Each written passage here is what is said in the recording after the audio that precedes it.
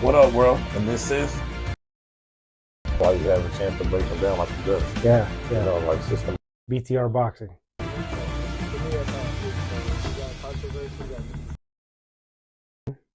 And Boxing with Jeff. It's a podcast. What up, world? And thank you for rocking with us on another episode of this podcast. This is BTR Boxing, and it's Boxing with Jeff. And we are your hosts for the evening. This is Manny Man, BTR Boxing, of course, and I am Jeff, Boxing with Jeff. Let's get it. Let's get it. All right, let's start with the recap. Yeah. First and foremost, let's start with Shakur and Zepeda. Your thoughts?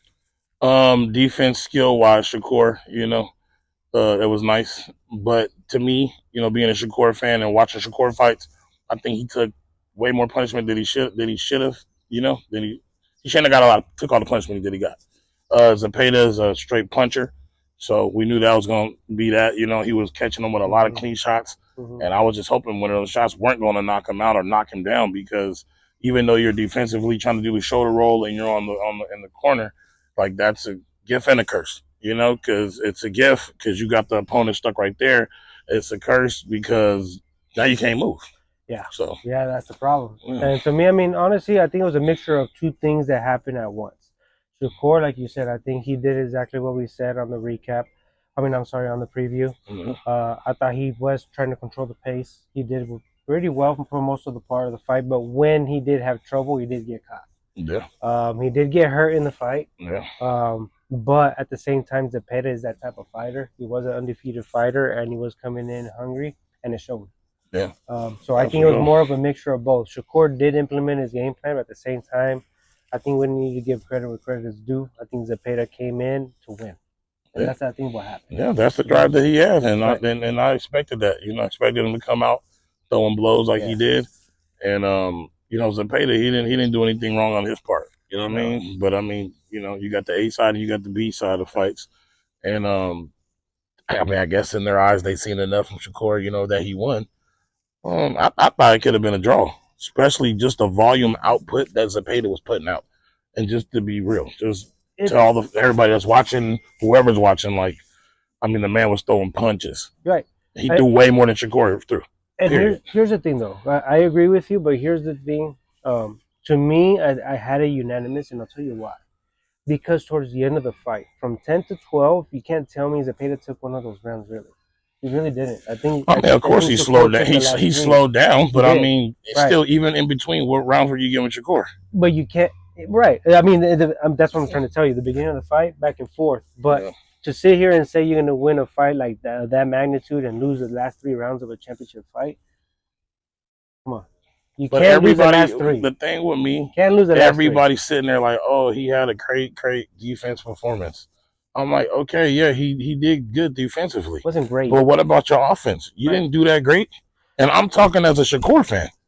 Well, at some point, we got to admit what it is. Shakur's not that type of dude, and that's okay. He's not. But, I think everybody's putting he's pound per pound. He's already on a pound per pound list. He still has a lot to learn. He's young. You know what I mean? Like, super. Right. Super.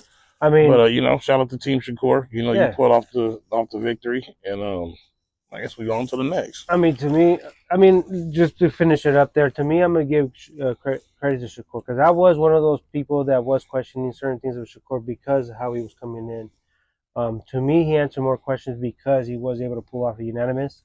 And let's remember, the kid's only, 26? Yeah. Crawford's, 38, and he's just getting his shot now? Let's give the kid a break. He's 26. I think for 26 to do what he did with Zepeda was great. But at the same time, it's because we are comparing him to those other guys that he wants to be compared to. It was cool. It was cool.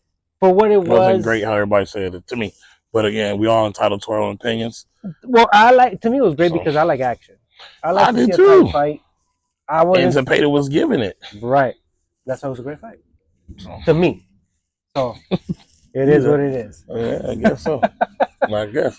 We'll see what happens with Shakur in the next one. Either way, he is going to step up after this, I'm assuming. So got no choice. We'll see what happens from here. Most definitely. Moving on to the main event. Yeah. I don't think there's any question there. Sharias and Berlanga. Yeah. Oh, man.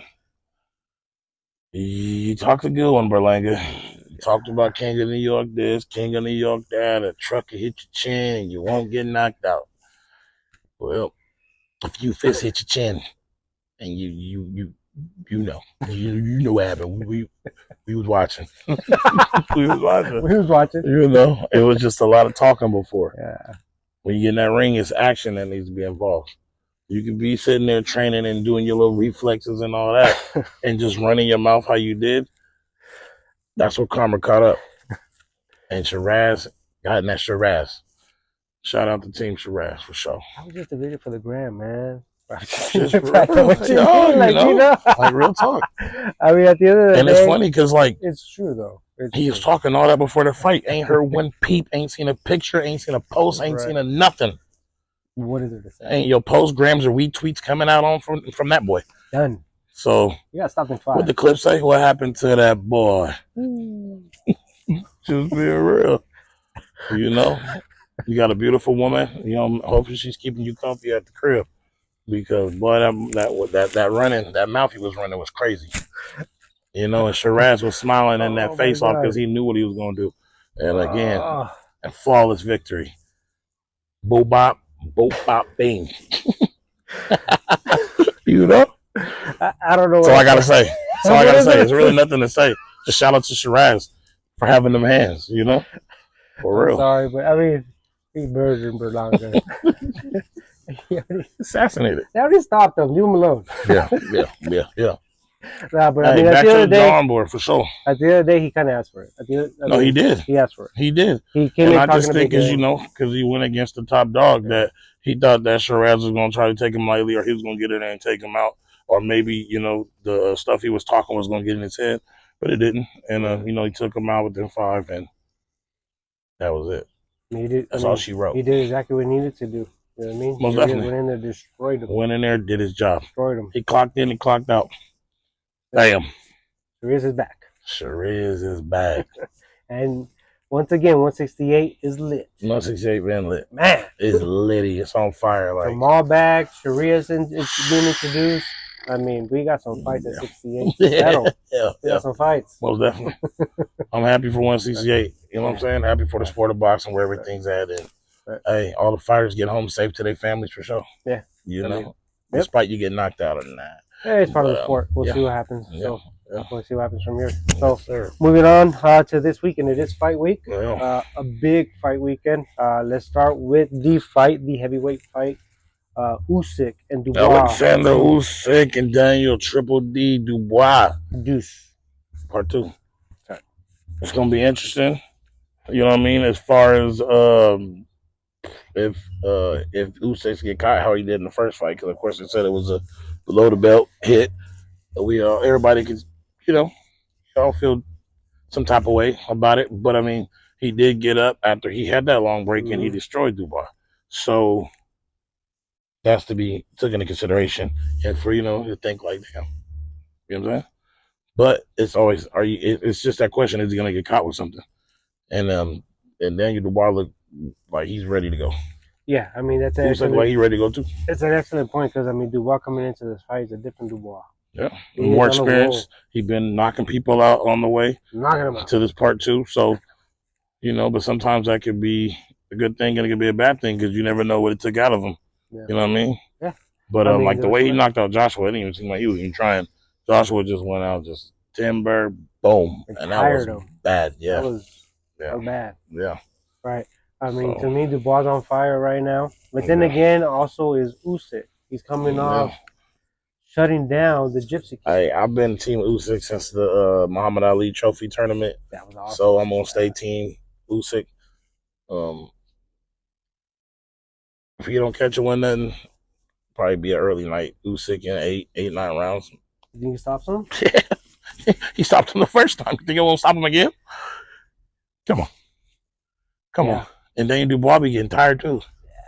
Yeah, he get tired. So yeah, I mean that's the time to capitalize and do what you got to do. Yeah, I mean I'll be honest with you, I got Usyk too, but I think I got more. I think 10th or 11th. I think he's gonna get him out. I think he'll get him out, stop him too late. Yeah. I think he'll stop him 10th or 11th round. Like I said, unless he's coming in just throwing those Triple D bombs and just catching them, and he puts them down.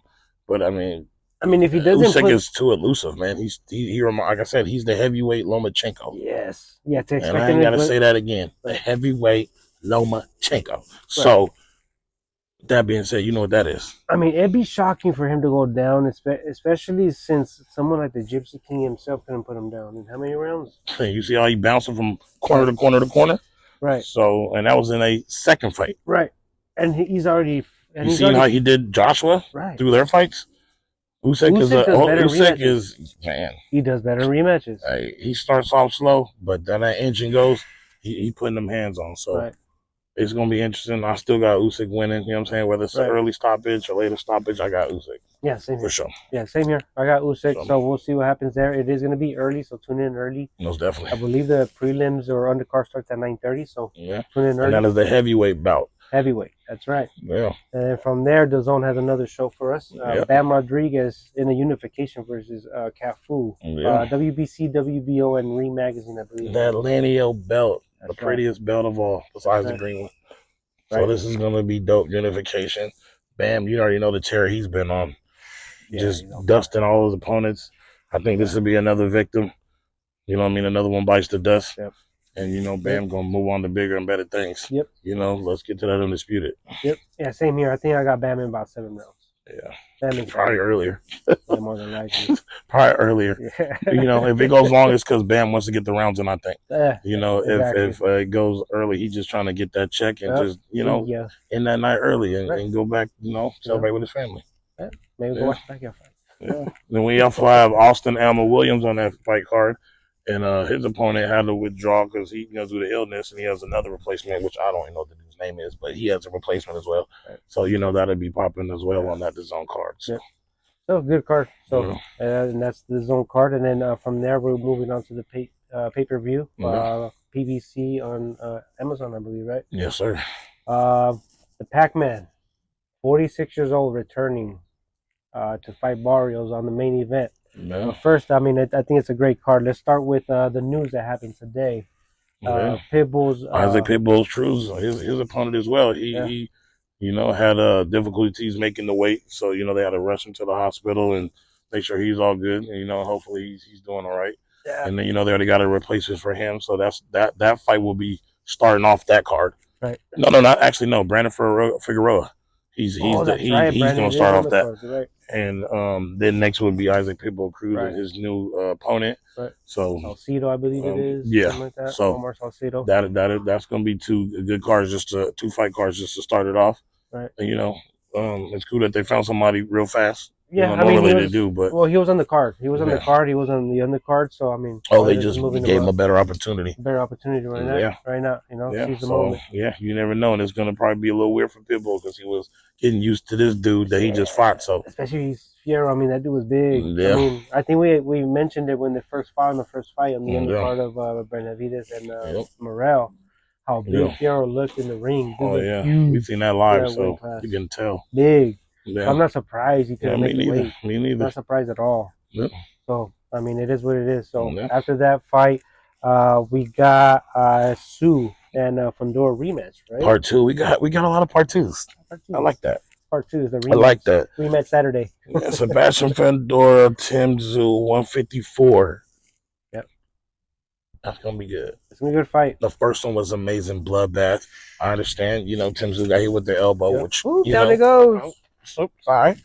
It is what it is. We're live. It is what it is. Stuff happens. Yep. But I think I'm going still for Sebastian Fundora for sure. Tall, lanky, long fighter. He throws punches and bunches. Loves working in the inside. Loves that uppercut. Yeah. And a lot of the fighters don't. When he fought Lubin, he was just busting him with that uppercut.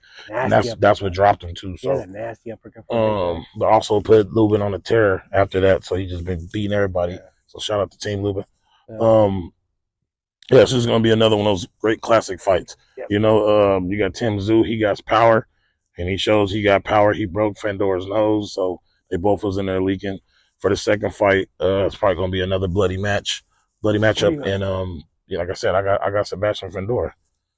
So yeah, me too. I got Fundora. You think he stops him? I think he stops him. Yeah. To be honest, I think probably stops him before 10 rounds. Probably earlier than that. About 6. Yeah. About 6, 8 rounds. Yeah, because once Fundora goes and he studies and breaks you down and he learns, it's over. They're gonna take you apart. Yep.